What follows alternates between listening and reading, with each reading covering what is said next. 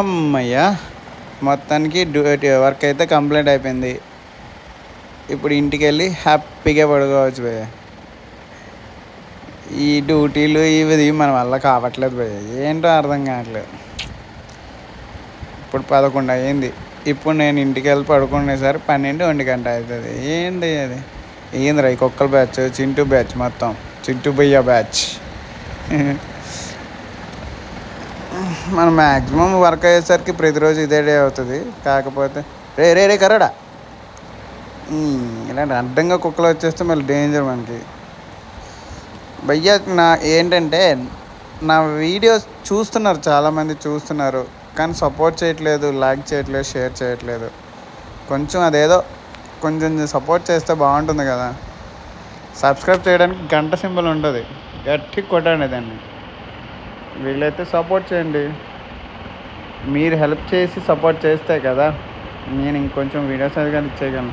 చాలామంది చూస్తున్నారు, కానీ ఎవడు రైడు ఇంత హై డిప్లో వేసుకొని వస్తున్నాడు. ఆ వాటర్లో గొయ్యి ఉందో ఏముందో కూడా తెలీదు. అంత హై బీమ్ వేసుకొని వస్తే ఆపోజిట్ వచ్చేవాడికి ఎలా కనిపిస్తుంది? ఏంటో మరి ఇలాగే ఇది కూడా మారరు. ఉంది కదా, పెద్ద పెద్ద కార్లు ఉన్నాయి కదా అని వేసుకొని వచ్చేస్తే ఎదుటి పరిస్థితి ఏంటి? కష్టం కదా.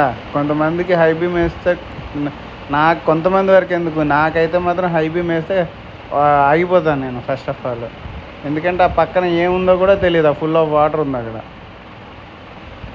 శ్రీకాకుళం ఫుల్ ఆఫ్ లైటింగ్స్తో భలే ఉంది. నైట్ వ్యూ ప్రశాంతంగా ఉంది శ్రీకాకుళం. కానీ భయ్యా ఏంటో అర్థం కాదు, కానీ ఉద్యోగాలు చేసి ఇచ్చేస్తే కానీ కాలం గడదు మనకి. అలాంటిది కష్టపడితే కానీ కాలం జరగదు. కానీ బై ఛాన్స్ ఏదైనా అదృష్టం మనకు గట్టిగా తగిలి పవన్ కళ్యాణ్ చెప్పినట్టు మాస్టర్ బెడ్రూమ్లో కానీ తలుపు తీసి పడుకున్నట్టయితే ఒక పెద్ద డబ్బు మూట దొరికిపోతే లైఫ్ సెటిల్ అయిపోద్ది అంటే అనుకుంటారు. ఈ అన్ని పిచ్చి కోరికలు, పిచ్చి కళలు అని ఏం చేస్తాం భయ్యా? ఆశ, మానవుడి ఆశ. ఈ రాంగ్ రూట్, ఇది 1 వే తెలియదు, సింగిల్ వే సీసీ రోడ్డో తెలియదు, సర్వీస్ రోడ్డో తెలియదు. మొత్తానికి సర్వీస్ రోడ్డు, సీసీ రోడ్డు గట్టిగా వాడుతున్నారు. అది మంచు మాత్రం విపరీతంగా కురుస్తుంది, మామూలుగా కాదు. అసలే కోటు కానీ ఏమీ తీసుకురాలేదు. ఈరోజు అనాదరంగా వెళ్ళిపోయినాయి. 2 రోజులు నేను తీసుకొస్తున్నాను, బాగానే ఉంది, మంచి ఏం కురట్లేదు, చలి ఏం లేదు, చాలా వేడి అయిపోతుందని అనుకున్నాను. కానీ ఈరోజు మాత్రం చలి చాలా గట్టిగా తెస్తుంది.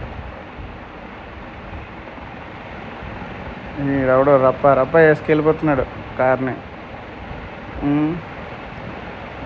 నేను ఎంత కొట్టినా యాక్చువల్గా అయితే నా బైక్ రీసెంట్గా రిపేర్ నుండి వచ్చింది. దానికోసం అని చెప్పి వాడు ఏం చెప్పాడంటే, ఎక్కువ స్పీడ్ బాధితే మళ్ళీ షెడ్కి వచ్చేస్తుంది భయ్యా, లిమిటెడ్గా నార్మల్గా డ్రైవ్ చేయి, కొన్ని రోజులు డ్రైవ్ చేసిన తర్వాత ఆటోమేటిక్గా నువ్వు ఇచ్చేసుకోవచ్చు అని చెప్పాడు. అందుకని చెప్పి ఇప్పుడు నేను హెవీ స్పీడ్ వెళ్ళలేను, అలాగే స్లోగా రాలేను. నాకు అలవాటు అయిపోయిన స్పీడ్లో మెయింటైన్ చేయలేకపోతున్నాను. మొత్తానికి నాది బైక్ మాత్రం ఆల్మోస్ట్ అంత ఇబ్బందిగా పెట్టి అంత ఇది అవుతుంది. భలే ఉంది క్లైమేట్. దూరంగా చూడండి, మీకు అబ్జర్వ్ చేయండి, మీకు కనిపిస్తుందో లేదో తెలియదు, కానీ ఆ మంచుకి ఆపోజిట్ వచ్చిన లైటింగ్ అనేది చాలా బ్రైట్గా కనిపిస్తుంది. అంటే ఏదో డిస్కో లైటా లేకపోతే ఏంటి సూర్యుడి గంట ఉదయిస్తున్నాడా అంతలా ఆపోజిట్ లైట్ అనేది అలా కనిపిస్తుంది. మీకు ఎలా రికార్డ్ అవుతుందో తెలియదు, కానీ ఓవర్ వ్యూ అయితే మాత్రం భలే ఉంది. నార్మల్ మంచుకి రివర్స్ వచ్చే లైటింగ్ ఫోకస్ కానీ చూడండి, ఆ లైట్ చూడండి ఎలా కనిపిస్తుంది చూడండి, ఏదో డిస్కో పెద్ద లైట్ లాగా మంచుకి. ఫాగు అది చాలా బాగుంది. అది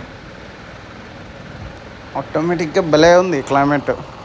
ఈరోజు ఏమో కానీ భయ్యా, నిన్న మాత్రం ఆపోజిట్ నాకు ఎదురుగా ఉన్న లైన్స్ వరకు మంచు అంత విపరీతంగా ఉంది, అస్సలు కనిపించలేదు. అసలు ఏం జరుగుతుందిరా బాబు, అంత ఇదేంటిది మొహం మీదకి వచ్చేస్తున్నాయి అన్నట్టు అనిపించింది నాకు ఫాగ్.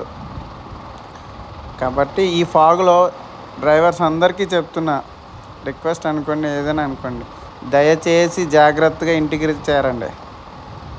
ఈ ఫాగ్లో కనిపించే హెవీ స్పీడ్ కానీ కొడితే ఏమైనా జరగచ్చు, చెప్పలేం.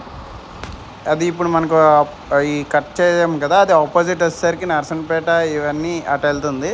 ఇది మన శ్రీకాకుళంలోకి సెకండ్ వే అనుకోవచ్చు. అక్కడ సింహద్వారం దగ్గర మనం ఫస్ట్ కట్ అవ్వద్దు, లేదంటే ఇక్కడ కట్ అవ్వచ్చు. ఇక్కడ నుండి 3 కిలోమీటర్స్.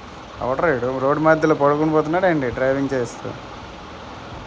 ఇలా ఇటు వెళ్తే మన శ్రీకాకుళం రైల్వే స్టేషన్ నామదలవలసింది. ఇక్కడ భయ్యా ఈ గొయ్య ఎన్ని యాక్సిడెంట్లు జరిగినా అది మాత్రం ఎవరు కప్పట్లేదు. ఆల్మోస్ట్ మనం ఇంటికి వచ్చేసాం, చేరిపోయాం, ఇప్పుడు ఇంటికి వచ్చాము.